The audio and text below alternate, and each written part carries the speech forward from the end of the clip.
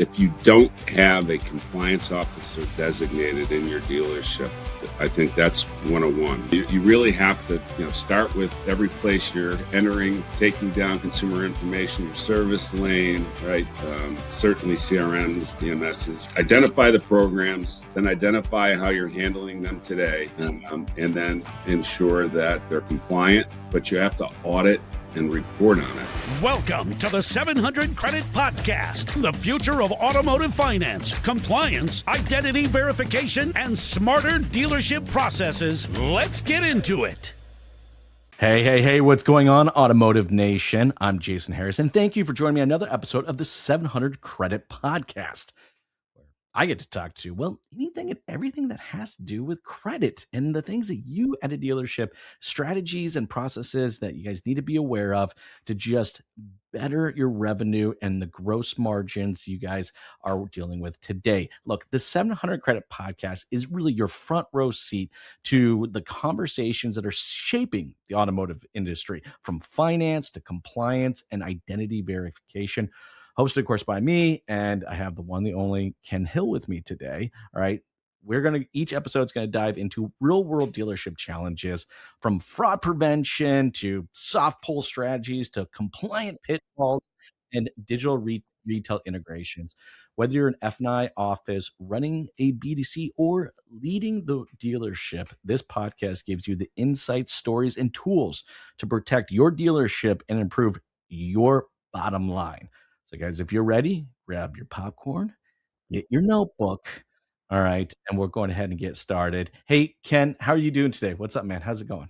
Good, except I feel like I have to go get my popcorn. I love popcorn. You know what? That should be something we should do. We should have some like 700 credit, like branded popcorn bins, and we can just send it to everybody with the podcast on it saying, like, get your popcorn, get ready for an episode, right? Entire marketing. That's a good idea. Right. Hey, Ken, it's a new month, man. How you doing? How you seen in the auto industry? What are you seeing these days? The year started off a little slow, but uptick, and we're back at previous year's levels and higher in terms of transaction volumes. A lot of dealer movement and evaluating their processes, trying to improve on their processes, understanding their weak points. Yeah. And it's the right time. It's the right time of the year to be doing that. I mean, look, guys, I don't know where you are in the country now when you're listening to this show. Fortunately for me, it's that white stuff that's on the ground is starting to go away a little bit. I think I got a tea time book for Friday. Ken, I don't know about you, but we're getting close. We're getting very close to that selling season, and I can feel the preparation. To your point, Ken, I have heard a lot of conversations around process at the dealership, and I like that, man. That gets me jacked. I am so excited that as an industry right now, we have to get super tight. And the operators that are doing so are seeing the results, which is a perfect segue kind of into today's conversation, right? And the topic of today's conversation, guys, is one misstep that can cost your dealership thousands. Ken, we've talked about this a few times. I mean, obviously, there's a lot of missteps up there, but when I say that statement, one misstep, I'm just curious, what comes to mind for you? A lot of things pound in my mind. Whether it's a tool they could utilize at the start of the process to give them better insight to get a customer into the right price so that they don't have to compromise the value in the car. And then there's also missteps with compliance that could cost you. Legal suits are on the rise, unfortunately. And tools maybe that they're not using that could really enhance their sales. Right. This is tax season, right? So Smell it in the air. One of the biggest couple of months of the year, consumers get their refund checks, right? And often the target of that money is a new vehicle. So I look, I already see it in the offers. I'm seeing people are getting manufacturers getting more aggressive. We're getting ready for it. And Ken, I couldn't say it any better. You're 100% right. Right. When we think about those messed ups, dude, it's usually it's a process. Definitely compliance. Here's the funny thing, Ken, about compliance is that I don't think we realize as an industry just how much it impacts, because look, this is not something you commonly talk about at your 20 group. No one's coming in to these conferences with a shirt on saying, I got sued this month. How about you? Um, Yeah. like, but we know that this is going on a pretty regular basis. Look, I literally, I had three situations that compliance got my dealership into some liability issues. And to your point, Ken, it really was a breakdown in process, and the fact that I didn't have a tool there that really supported the process to make sure make sure it was being executed effectively. Here's where I want to start this off. Look, I understand that today's conversation is going to be pretty broad around compliance, but here's what I want to do. There's a lot to attack. In your opinion, Ken, all right, the most overlooked compliance mistake dealers still make. And I know you have a lot of conversation with this. You talk to a lot of dealers. Your team is working with a lot of dealers on a regular basis. What do you think is probably the most common mistake that's being happened right now? Common, I would say it's up and down the compliance food chain. They're missing steps. They don't have a good compliance program in place. Mm. Right. And I think most of the larger groups, over the last couple of years have had a big focus on compliance. But I don't see that trend moving down the group food chain into the mid-sized, smaller groups. It doesn't have the seriousness that it needs. There's been a lot of companies out there that focus on compliance that I think have helped Yes. get the message out, help educate dealers.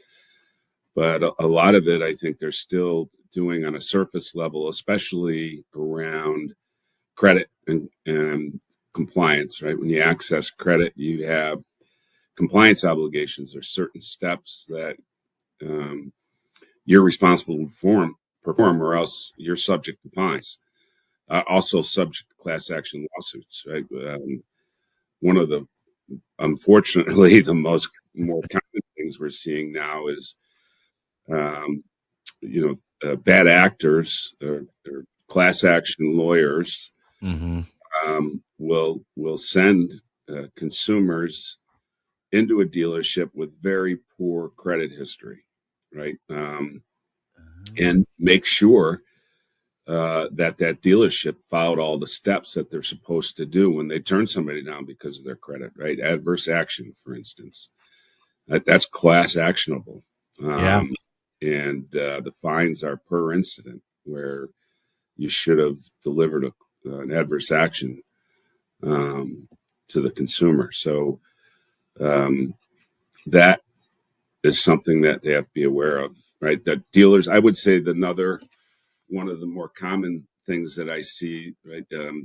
They, the government pretty much told you what they expected of dealers when they came out with the red flag regulation. Yes. Um, and what they expected you to have in place, not just for red flags, but across all of the regulated compliance things like adverse action, risk-based pricing. And some dealerships, I don't believe. I don't think they know. You know what I mean, Ken? Like I don't think they know. In fact, actually, I think that's a really good point.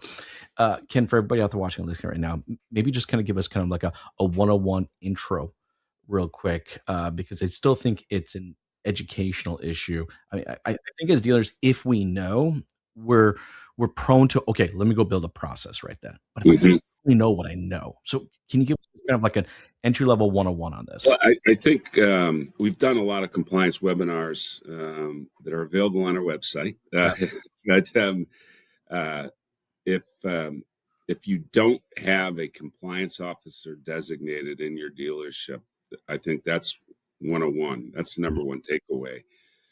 Someone that can evaluate, um, first of all, become educated on what's expected of dealerships, what processes they need to have in place, especially now with the privacy uh, regulations that came out, because they're really, that's a gateway to let a federal or state audit in, is to have consumers complain about how you're handling their information.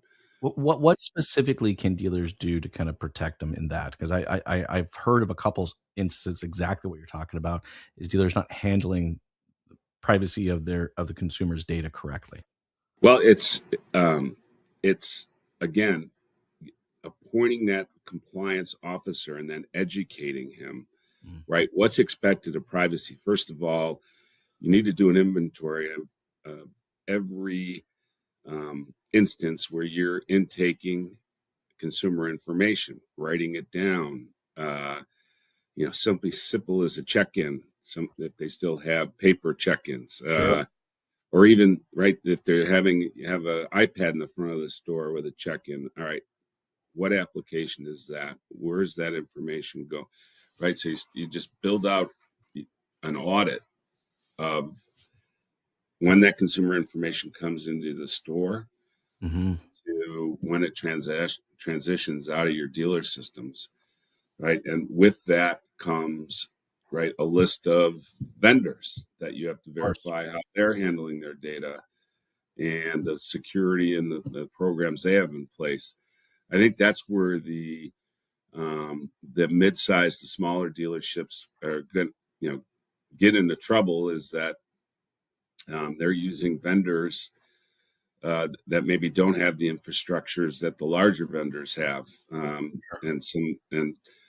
the mid-sized to smaller vendors have good, innovative products, but do they have the infrastructure that they need in order to be handling dealer information?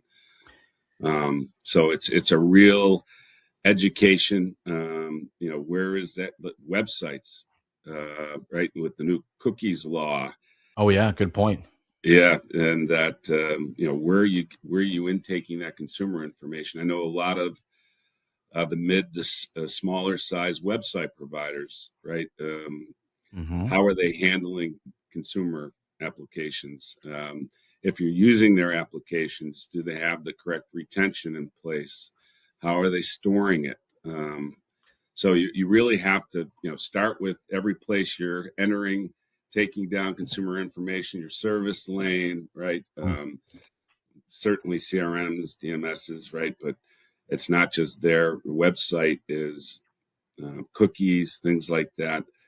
Oh, we're on the hook for this, and guys, I think process is everything, and I love this map. And guys, really today with today's technology, all right, getting the compliance manager and spending some time to doodle something on a piece of paper and maybe asking ChatGPT a few questions about helping you actually map this out. This isn't something that's going to take you weeks to do, but it is definitely an exercise they have to do because guys, we're on the hook for this. I don't think, and Ken, I love the fact you're bringing this up about the other technology partners because I don't think dealers realize they just assume, well, that's my website provider. Yeah, yeah, They got it covered. Well, they don't really. That's not the case, right? We're the ones, the dealers. We're the ones on the hook, correct?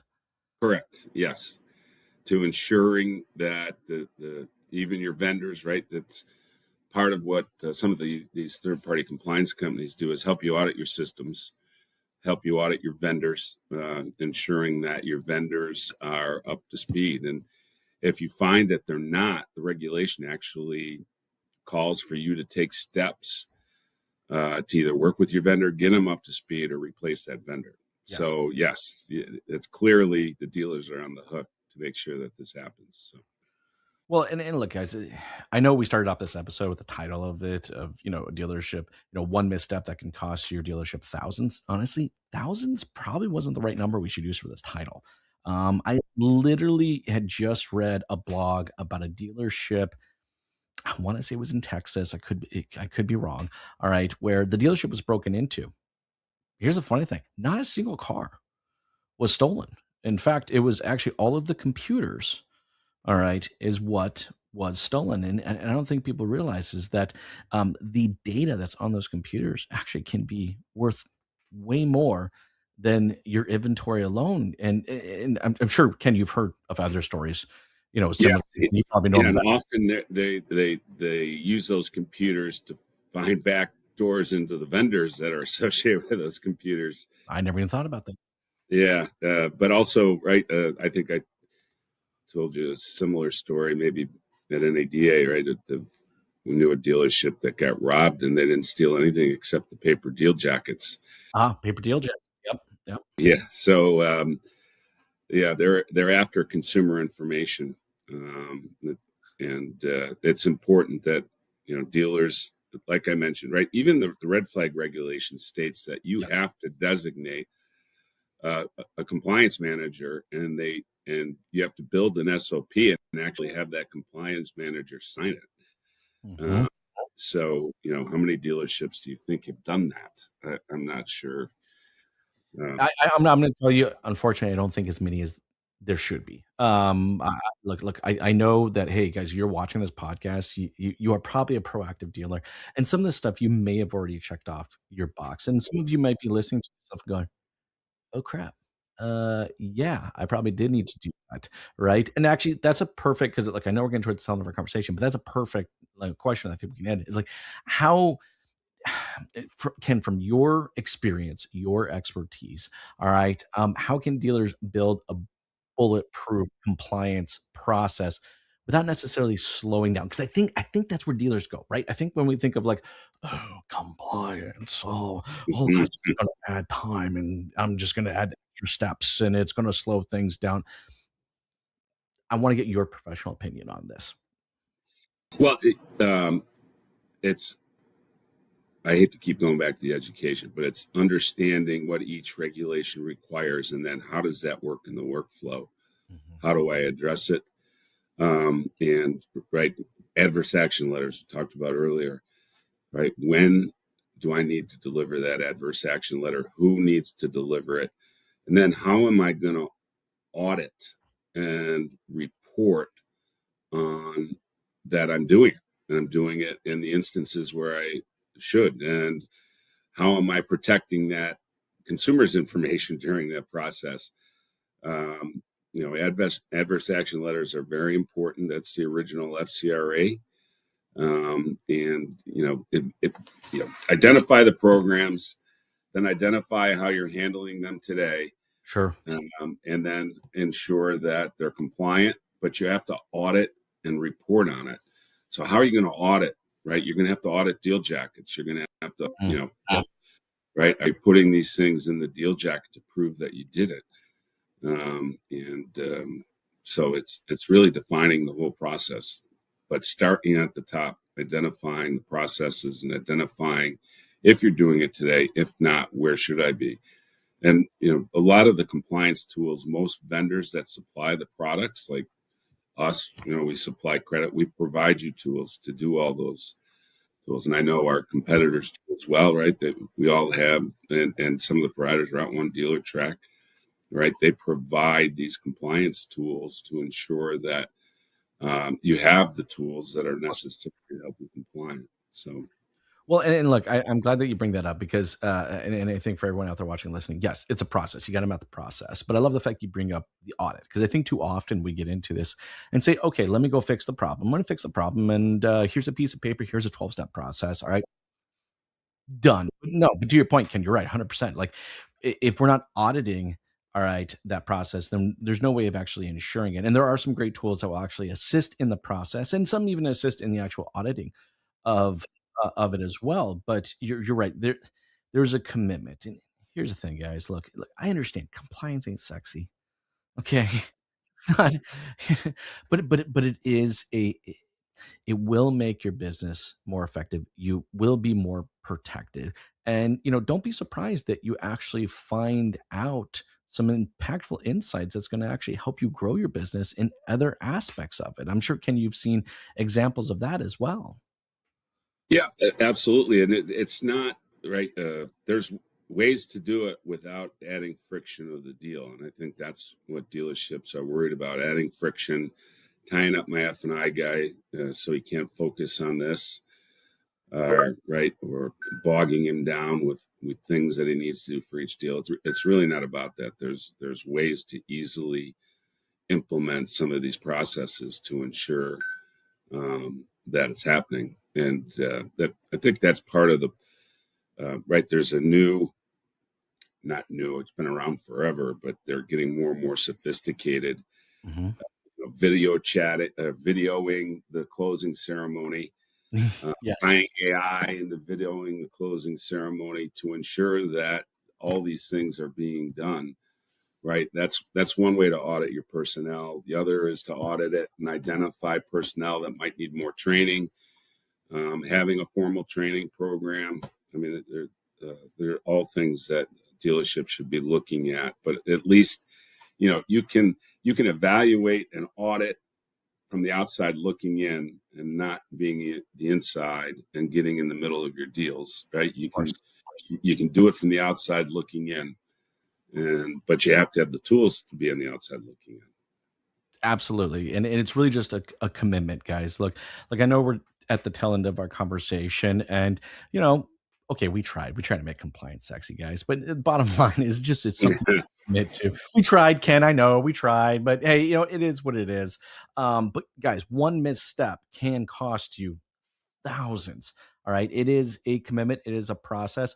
I honestly, for everybody out there watching and listening right now, I think one of the best first steps you can do is check out some of the information that is on 700 Credits website. There's been some great webinars and some stuff that you guys can watch and read through that's going to give you some even more in depth. But do commit to the process, commit to the technology. Because if you have any questions, call Ken, call the team. They deal with this crap all the time.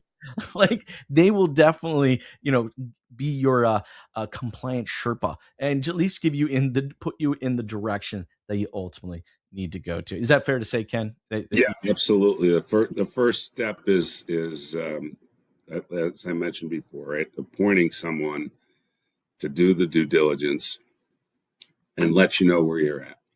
100%. Hey, guys, for everybody out there watching and listening, we appreciate you. Look, one of the biggest compliments you can give us as content creators is share the show.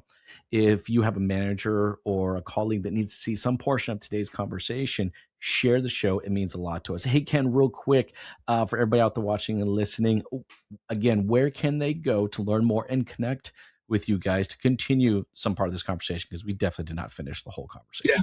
Yeah. Well, www.700credit.com. You can also send an email to sales@700credits.com with your questions, and we'll get you routed to the right person. All our people are trained on the tools that your dealership needs to have in place. And if not, they know where to go. That's right. And that's one thing I've always appreciated about you guys, is that even if they don't have the answer, they'll help. Like, that's what I love. Your team is just so willing to really assist and partner up with these. Hey, guys, thank you so much for taking the time to jam with us today. This has been a fun. Ken, thank you so much for your time. This has been great. Hey, guys, we will see you next episode. Thanks, guys. Take care. Thanks for tuning in to the 700 Credit Podcast. Tighten your process, protect your deals. See you in the next episode.